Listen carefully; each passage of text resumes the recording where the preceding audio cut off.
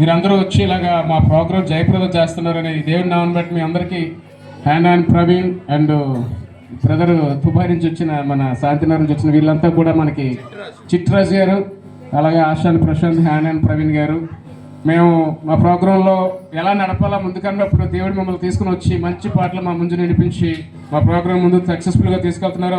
Once again మీ ముగ్గురు జంటలకి thank you చెప్తున్నాను. హల్లెలూయా. ఇప్పుడు మనం ప్రోగ్రాంలో భాగంగా అసలైన క్రిస్మస్ సందేశం ఫస్ట్ ఈలే గారి ద్వారా విందాం. Sir, welcome to you. I will hand over.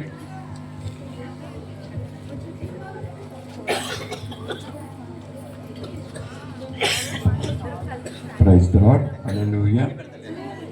మరి మీకు అందరికీ స్నాక్స్ మీకు ఇవ్వబడ్డాయి, తింటున్నారు. ఈ సమయంలో కొంచెం ఎనర్జీ వచ్చినట్టుంది. ఇప్పటి వరకు కొంచెం వీక్ అయినట్టున్నారు, ఇప్పుడు ఎనర్జీ వస్తుంది. కాబట్టి ఒకే ఒక రెండు మాటలు నేను చెప్తాను. ఆ 2 మాటలు కూడా మీరు వినండి. దానికన్నా ముందుగా మన మధ్యన చిట్టురాజు గారి యొక్క సన్న జై మరి చక్కగా 18th యానివర్సరీ రోజున కీబోర్డ్ ప్లే చేశాడు.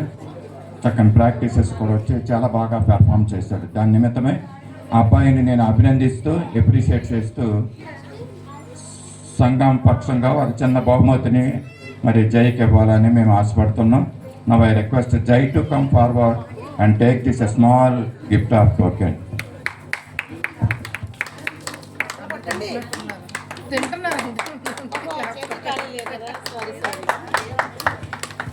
Thank you once again, Jai, and God may bless you abundantly. So His blessings. రాబోయే దినాల్లో కూడా ఇంకా మంచిగా నువ్వు కీబోర్డ్ ప్రాక్టీస్ చేసి ప్లే చేయాలని దేవుని పక్షంగా నేను కోరుతున్నాను. సమయంలో మరి క్రిస్మస్ యొక్క సందేశం అంటే 2 నిమిషాలే మాత్రమే నేను మాట్లాడతానండి. మీరు వినండి. ఈ మాటలో చక్కనైన మాటలు లోకస్వార్త 2వ అధ్యాయంలో నుంచి ఉన్న దినములలో సర్వలోకమునకు ప్రజా సంఖ్య రాయవలనని కౌశల అవిస్తూ వలన ఆజ్ఞాయను. ఇది కురేనియా సిరియా దేశమునకు అధిపతి ఉన్నప్పుడు జరిగిన మొదటి ప్రజా సంఖ్య. అందరూ ఆ సంఖ్యలో రాయబడుటకు తమ తమ పట్టణములకు వెళ్ళిరి.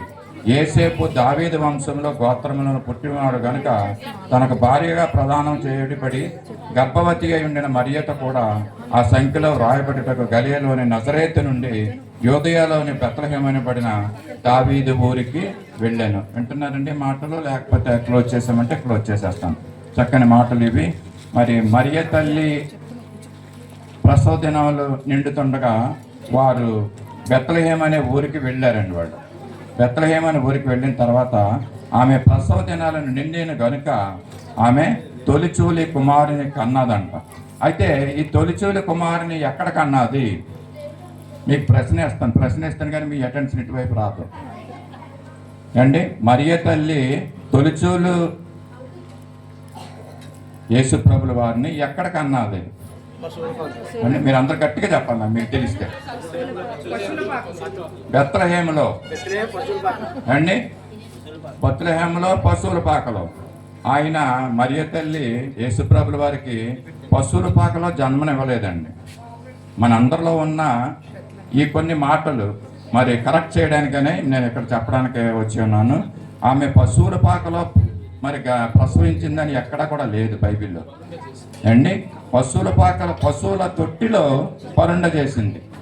యేసుప్రభుని ప్రసవించిన తర్వాత పశువుల తొట్టిలో ఆయన్ని పరుండ పెట్టింది, కానీ ఆమె పశువుల పాకలో జన్మించలేదండి. పశువుల పాకలో ప్రసవం ఇవ్వలేదు. ఎక్కడో ప్రసవం అయింది. మరి సత్రంలో ఖాళీ లేనందువల్ల ఆయన్ని తీసుకొచ్చి పశువుల తొట్టిలో పరుండ పెట్టారు అండి. లోక రక్షకుడు పాపాలను క్షమించడానికి లోకంలోకి వచ్చినటువంటి మరి యేసుప్రభుల వారికి స్థలము లేదండి. సత్రములో స్థలము లేనందున ఆయన్ని పశువుల తొట్టిలో పరుండ పెట్టారు. రెండోది, మరి ఆ యొక్క దూత రాత్రి వేళ మందను కాచుకుంటున్నారు. ఎవరండి వాళ్ళు? మందను కాచుకుని చలిమంటను కాచుకుంటున్నారు అండి. గట్టిగా చెప్పాలి.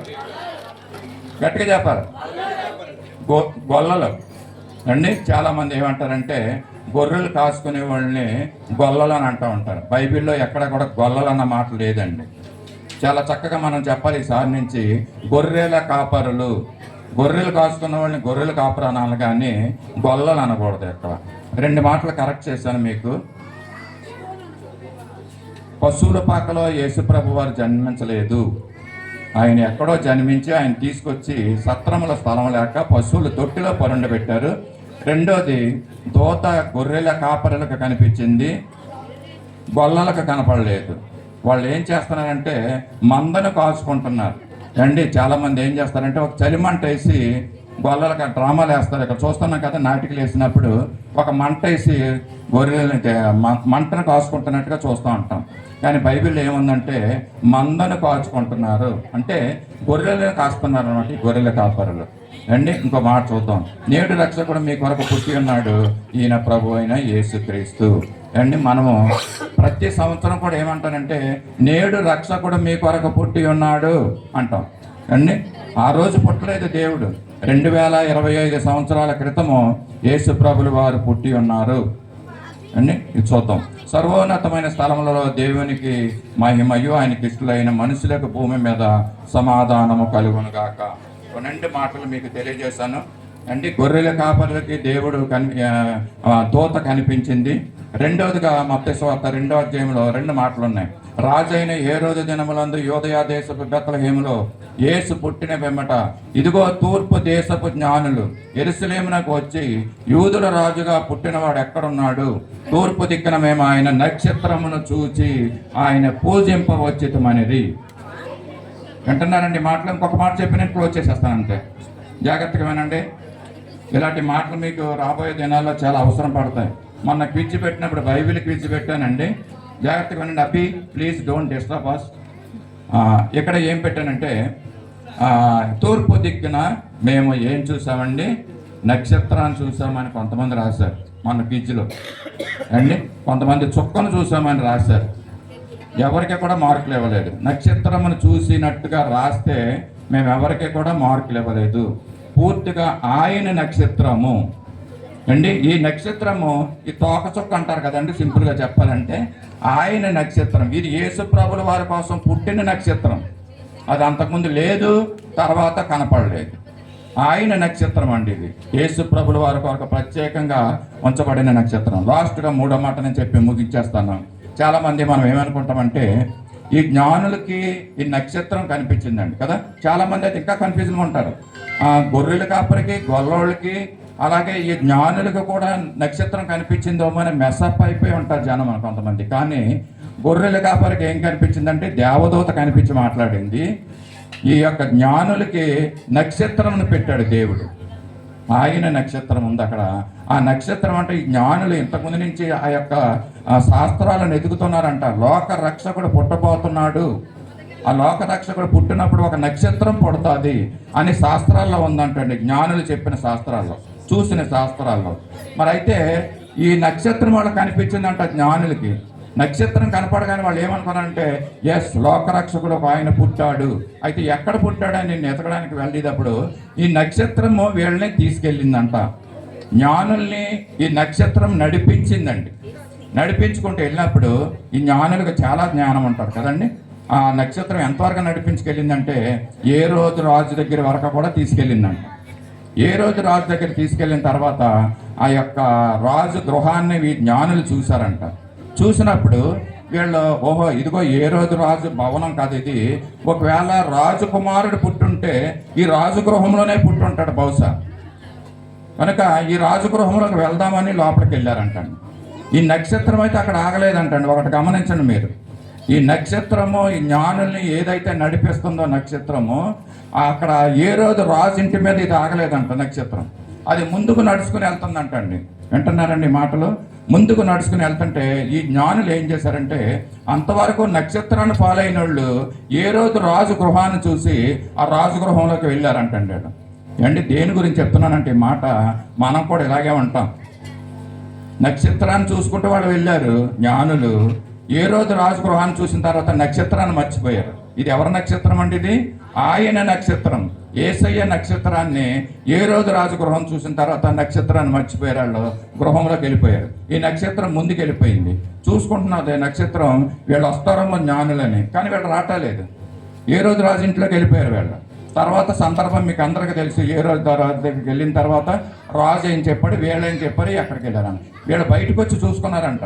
ఈ నక్షత్రం ఏ రోజు రాజు గృహం మీద లేదు, ఇంకా ముందుకెళ్ళి ఆగిందంట వీళ్ళ కోసం. ఈ నక్షత్రాన్ని చూసి మళ్ళీ వీళ్ళు ఏం చేశారంటే ఈ నక్షత్రాన్ని ఫాలో అయ్యారంటే. చెప్పే మాట ఏంటంటే, ఇక్కడ నక్షత్రాన్ని ఫాలో అవ్వాల్సింది పోయి ఏ రోజు రాజు గృహాన్ని చూసి గృహంలోకి వెళ్ళిపోయారు. మనం కూడా ఈ రోజుల్లో ఇలాగే ఉంటున్నాం. ఆయన నక్షత్రాన్ని ఫాలో అవ్వాల్సింది మనము మన సొంత జ్ఞానంతో. జ్ఞానులు కూడా ఏం చేశారంటే అంతవరకు నక్షత్రాన్ని ఫాలో అయ్యారు. ఎప్పుడైతే ఏ రోజు గృహాన్ని చూశారో వాళ్ళ నక్షత్రాన్ని మర్చిపోయి వాళ్ళ సొంత జ్ఞానాన్ని ఉపయోగించుకుని ఏ రోజు రాజగృహంలోకి వెళ్ళిపోయారు. బయటకు వచ్చి నక్షత్రం ముందుకెళ్ళి ఆగింది కనుక మళ్ళా నక్షత్రం దగ్గరికి వచ్చి మళ్ళా ఫాలో అయ్యి ముందుకు వెళ్ళారు. ఏ రోజు రాజగృహంలో యేసయ్య ప్రభుల వారు పుట్టలేదు.